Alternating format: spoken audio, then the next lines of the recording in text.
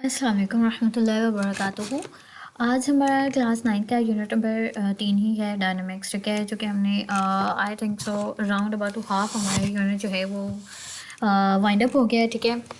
और जो है वो अभी हमारा जो आज का टॉपिक है ना वो है न्यूटन्स लॉज, ठीक है। न्यूटन लॉ ऑफ मोशंस क्या थे, न्यूटन ने कौन से ऐसे लॉ दिए थे, ठीक है, जो कि मोशन से रिलेटेड थे, और वो लॉज क्या थे, ठीक है।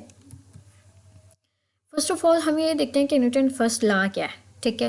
तो फर्स्ट लॉ जो है वो अगर हम बाय डेफिनेशन देखें तो हम कहते हैं कि कोई भी बॉडी है, ठीक है, कोई बॉडी है जो कि वो ना इन स्टेट ऑफ मोशन रहती है या फिर वो इन स्टेट ऑफ रेस्ट रहती है, ठीक है, अनटिल जो है वो कोई भी उस पर फोर्स अप्लाई ना कर दी हो, ठीक है। मतलब वो मोशन की ही कंडीशन को कंटिन्यू रखती है या फिर वो रेस्ट पे ही रहती है अनटिल मतलब उस वक्त तक जब कि हम उस पर कोई ना कोई फोर्स अप्लाई ना कर दें, ठीक है। अदरवाइज जो है वो अपनी मोशन या पोजीशन को चेंज नहीं करती, ठीक है। तो इस चीज़ को हम कहते हैं न्यूटन फर्स्ट लॉ, ठीक है। न्यूटन ने जो पहला लॉ दिया था वो हमारे पास ये था, राइट। और इस ही लॉ को हम ये कहते हैं, हम लॉ ऑफ इनर्शिया भी कहते हैं, ठीक है। न्यूटन फर्स्ट लॉ को हम लॉ ऑफ इनर्शिया भी कहते हैं, ठीक है।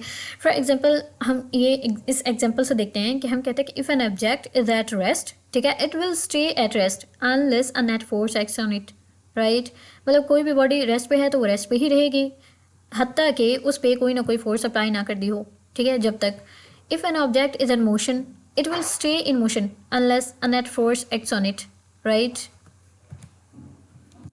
अगर हम डेली लाइफ की बात करें तो हम कहते हैं कि wearing a seat belt in a car, ठीक है, while driving is an example of Newton first law of motion, ठीक है।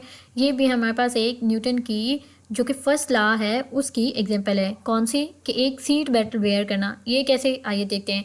हम कहते हैं कि इट एन एक्सीडेंट occurs, ठीक है, इफ़ एन एक्सीडेंट occurs और brakes are apply to car suddenly, ठीक है, या तो फिर कोई एक्सीडेंट हो जाए, ठीक है, इन केस अगर कोई एक्सीडेंट हो जाता है या फिर ब्रेक्स जो हैं वो अचानक से हम दबा देते हैं कार की, तो body will tend to continue its inertia and move forward, ठीक है। हमने नोटिस किया होगा कि अगर सम टाइम हम अगर कार की ब्रेक जो है वो सडनली अप्लाई कर दें तो हम जो है वो हमारी बॉडी जो है वो फॉरवर्ड मूव करती है, ठीक है। प्रोबेबली प्रोविंग अ फटाल, ठीक है। Prevent such accident seat belts are used. इसी चीज़ के लिए हमारी इसी सेफ्टी के लिए सीट बेल्ट्स यूज़ किए गए हैं, ठीक है। सीट बेल्ट्स को इंट्रोड्यूस करवाया गया है, stopping your body from moving forward in inertia and avoiding danger, right. तो अब ये जो है बहुत इंपॉर्टेंट एक शॉर्ट क्वेश्चन भी बन सकता है कि हमारे पास जो है वो न्यूटन फर्स्ट लॉ की अगर हम डेली लाइफ में देखें तो ये हमारे पास बहुत ज़बरदस्त किस्म की एक एग्जाम्पल है, ठीक है। कि मतलब हम कार में सीट बेल्ट क्यों यूज़ करते हैं, क्यों यूज़ करते हैं कि इस चीज़ के लिए, इन केस अगर हमारे पास कोई एक्सीडेंट अकर हो जाए, ठीक है, या फिर जो है वो हम सडनली ब्रेक अप्लाई कर दें तो हमारी जो बॉडी है वो फॉरवर्ड मूव करती है, ठीक है। तो इस चीज़ से फॉरवर्ड मूव करने की वजह से हमारा कोई ना कोई एक्सीडेंट अकर हो सकता है, ठीक है। तो इस चीज़ को हम जो है वो प्रिवेंट करने के लिए हमने क्या यूज़ किया है, न्यूटन फर्स्ट लॉ। इस न्यूटन फर्स्ट लॉ की ही एप्लीकेशन है, इसी चीज़ के लिए हमने सीट बेल्ट को इंट्रोड्यूस करवाया, सीट बेल्ट को यूज़ करते हैं, ठीक है। उसके बाद हम देखते हैं कि न्यूटन सेकंड लॉ क्या है, ठीक है। न्यूटन सेकंड लॉ ये था, अच्छा, फर्स्ट लॉ को तो हम ये कहते हैं लॉ ऑफ इनर्शिया, ठीक है। इसी तरह से जो है वो न्यूटन सेकंड लॉ को हम लॉ ऑफ एक्सेलरेशन भी कहते हैं, ठीक है। जैसे कि हम फर्स्ट लॉ को लॉ ऑफ इनर्शिया कहते हैं, इसी तरह से हम न्यूटन सेकंड लॉ को लॉ ऑफ एक्सेलरेशन भी कहते हैं, ठीक है। फॉर एग्जांपल हम कहते हैं कि एक्सेलरेशन जो है वो डायरेक्टली प्रोपोर्शनल टू फोर्स है। कोई भी बॉडी जो है वो मूवमेंट कर रही है, जब मूव कर रही है, ठीक है, मोशन में है, तो उसके एक्सेलरेशन तो प्रोड्यूस होगा ना। तो वो जो अब हमारे पास एक्सेलरेशन है वो डायरेक्टली प्रोपोर्शनल टू फोर्स, मतलब जितना एक्सेलरेशन हमारे पास ज़्यादा बढ़ेगा उतना फोर्स बढ़ेगी, ठीक है। जितना कम हो गया एक्सेलरेशन उतनी फोर्स कम होगी, ठीक है। और नंबर सेकंड पे हम ये देखते हैं कि ये जो एक्सेलरेशन प्रोड्यूस होगा ना वो उसके मैस के इन्वर्सली प्रोपोर्शनल, राइट। मतलब एक्सेलरेशन अगर ज़्यादा है तो मैस उसका कम होगा, मैस अगर ज़्यादा तो एक्सेलरेशन कम होगा, ठीक है। और इसी तरह से इन दोनों इक्वेशंस को अगर हम कंबाइन कर दें तो हमारे पास आ जाता है कि एक्सेलरेशन जो है वो डायरेक्टली प्रोपोर्शनल टू फोर्स, ठीक है, और इन्वर्सली प्रोपोर्शनल टू मैस, ठीक हो गया। अब ये जो है अगर हम यहाँ से फोर्स को निकालना चाहें, ठीक है, तो F is equal to ma, ठीक है। ये हमारे पास Newton second law of motion है, ठीक है। Newton second law of motion describes what happens to the massive body when acted upon an external force, ठीक है। मतलब कब कोई ना कोई एक्सटर्नल फोर्स इस पर अप्लाई की जाए। अब फर्स्ट लॉ में ये था कि कोई भी एक्सटर्नल फोर्स जो है वो अप्लाई अगर की जाए तो वही बॉडी जो है वो अपनी मोशन की स्टेट को रेस्ट में चेंज करती है या रेस्ट की स्टेट को मोशन में चेंज करती है, ठीक है, अगर उस पर कोई ना कोई फोर्स अप्लाई की जाए। ठीक हो गया। Second law of motion state that the force acting on the body is equal to the product of its mass, ठीक है, is equal to the product of its mass and acceleration. ठीक हो गया। अगर हम एग्जांपल्स को देखें, हम इसमें देखते हैं कि हमारे पास एग्जांपल कौन सी है। अच्छा, किकिंग अ बॉल, ठीक है, ये भी हमारे पास एग्जांपल है न्यूटन सेकंड लॉ की। पुशिंग अ कार्ट, ठीक है, pushing a cart. Two people walking, अब टू पीपल वॉकिंग कैसे है कि among the two people walking if one is heavier than the other, the one being higher will walk slower because the acceleration of the person weighting lighter is greater.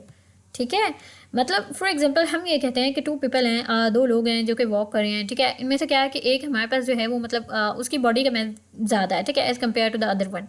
अब जो हमारे पास ज़्यादा body वाला math है ना, वो हमारे पास acceleration उसका क्या होगा, स्लो होगा। ठीक है, हमने लास्ट में देखे ना कि एक्सेलरेशन जो है वो इन्वर्सली प्रोपोर्शनल होता है मैस के। ठीक है, अगर मतलब उस इंसान का मैस हमारे पास ज़्यादा है तो उसका एक्सेलरेशन कम होगा। ठीक है, तो वो हमारे पास स्लो मूव करेगा because the acceleration of the person weighting lighter is greater. ठीक है, अब जो हमारे पास अगर उसका मैस जो है वो कम है, फॉर एग्जाम्पल हम कहते हैं कि एक इंसान है, उसका मैस हमारे पास कम है, दूसरे बंदे का उसका एक्सेलरेशन हमारे पास ज़्यादा होगा। ठीक है, अब फर्स्ट वाला जो बंदा है उसका मैस ज़्यादा है बट एक्सेलरेशन जो है वो कम होगा। ठीक है, ओके, न्यूटन थर्ड लॉ को हम देखते हैं। इसमें हम ये कहते हैं कि न्यूटन थर्ड लॉ क्या है, states that there is an equal, ठीक है, equal and opposite reaction for every action, right. Like Newton third law ये इंट्रोड्यूस करवाता है हमारे पास कि यहाँ पे कोई ना कोई एक्शन है, एक्शन अगर हम लेते हैं तो उसका मतलब फॉर एग्जांपल हम कहते हैं हमारे पास कोई भी बॉडी है, ठीक है, उस पे जो है वो हम फोर्स अप्लाई करते हैं, तो ये जो हमारे पास फोर्स हो गया ये इसका एक्शन हो गया। ठीक है, हम जो इस पे बॉडी पे अप्लाई कर रहे हैं, अब जो हमारे पास एट एंड हम ये देखते हैं कि हमारे पास ये जो एक्शन होगा वो in the form of reaction हमारे पास अवेलेबल होता है इन एवरी सर्कमस्टांसेस। ठीक है, हर एक्शन जो है उसका रिएक्शन होता है इक्वल एंड अपोजिट, राइट। इसमें हम ये कहते हैं कि let us consider a book resting on a table. ठीक है, एक बुक है जो कि टेबल पे पड़ी हुई है। The book applies a down force, ठीक है, जो कि उसके मैस की वजह से या वेट की वजह से है जो उसने कैरी किया हुआ है, equal to its weight on table, right. According to third law of motion the table applies in equal and opposite force on the book, right, जो कि फोर्स ऑफ ग्रेविटी है। First occur because the book slightly deforms the table as a result the table pushes back on the book like a coiled spring. Newton's third law of motion implies the conservation of momentum, right? Newton third law में जो है वो हम क्या करते हैं, इसमें क्या अप्लाई होता है, कंजर्वेशन ऑफ मोमेंटम, राइट। इसमें हमारे पास ये था ना कि मतलब कोई भी एक्शन है उसका रिएक्शन होगा जो कि क्या होगा, इक्वल होगा बट अपोजिट होगा। ठीक है, अब जो है हमारे पास ये है फॉर एग्जांपल हमारे पास एक बॉल है, ठीक है, जिसे हम किक करते हैं। इन सिंपल वर्ड अगर हम समझना चाहें, हम किक करते हैं तो ये बॉल क्या है, आगे तो मूव करेगा ना। ठीक है, एक्शन है, उसने रिएक्शन दिया, ठीक है, इक्वल है, इक्वल किसके, जितना हमने इस एक्सेलरेशन से इस पे किक करा है वो उतनी ही स्पीड से आगे बढ़ेगा। ठीक है, अगर हमने उसे स्लो किक किया है तो स्लो स्पीड होगी, अगर हमने उस पर ज़्यादा स्पीड से मतलब किक किया है तो वो ज़्यादा स्पीड से हमारे पास आगे ज़्यादा मूवमेंट करेगा। ठीक है, और अपोजिट हमने तो इस पे इस डायरेक्शन में किया है, ठीक है, तो वो भी हमारे पास क्या होगा, एक्शन फोर्स होगी इस पे। ठीक है, for every action there is an equal and opposite direction. ठीक है, ये हमारे पास Newton's third law of motion है।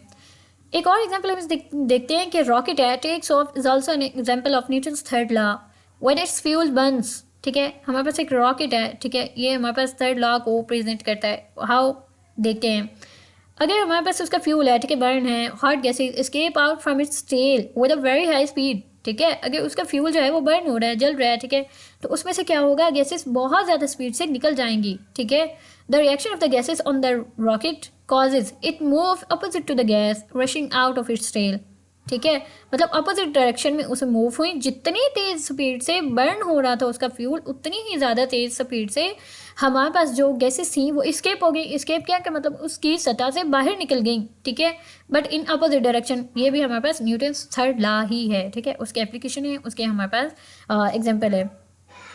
And thank you so much for your precious time, thank you so much for your consideration. अल्लाह हाफिज़।